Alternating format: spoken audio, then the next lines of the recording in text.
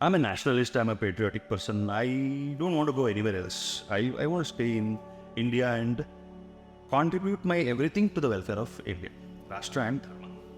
But I'm often asked, what is your view about people who get educated in India, get all their degrees, they get all their competencies and go elsewhere. They go to America, Australia, Europe for better opportunities. Am I against those people who do that? Definitely not. Because see, first of all, the basic instinct for everybody is to work for their own survival. Work for their survival, work for their betterment. That is the natural human tendency. So people get educated for what purpose? To become competent and to seek out better opportunities. When they see there is a lot of struggle in our country to get good education, to get better jobs, to get paid fairly, to have fair systems of promotions and growth, and if you want to set up a business, there are so many hassles. Our country, however, we are very proud of our cultural heritage, our civilizational values, all of that, our Sanatana Dharma, all of these are unparalleled in the world. But what system have we built? Post-independence, we have built a very non-functional or a dysfunctional, demotivating system. There is discrimination across. It's not only discrimination of people who are backward caste-wise. People who are doing well also, intelligent people also face discrimination.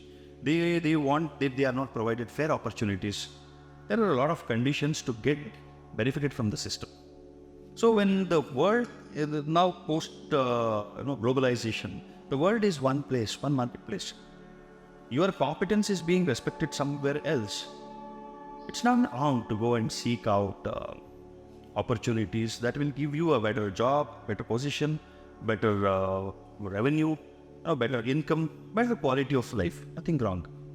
But what pains me is that though the system is all rotten and degraded, and there is a lot of work that needs to be done, if we have to make our country the place for all kinds of people belonging to our own country to stay back. Despite all of these problems, I see a lot of people who have gone out still wanting to come back. The culture, the heritage, the traditions, the civilizational values, the family values, all of this keeps pulling them back. But as long as we have the kind of system where corruption is the king, people who have access to power, people who have connection with power, people who can, people who can display their muscle and money power, their political power, gets access to resources, gets access to opportunities, and they keep moving up in the ladder. That keeps them away. So I hope in our lifetime we will do significant work that will at least create opportunities, or that creates a counter pressure for people, for our own people who have gone out of the country, to come back, settle back in our country, contribute to the welfare of Bharat. By their physical presence, they are definitely contributing. They are definitely contributing in terms of donations, in terms of their own small ways of serving the society, serving the helpless, serving the poor, serving the deserving people. Most of them are doing it. Most of the people who stay out of the country are doing wonderful work. They are doing much more to the country than what the people that stay back here and are indifferent to the country's problems are doing.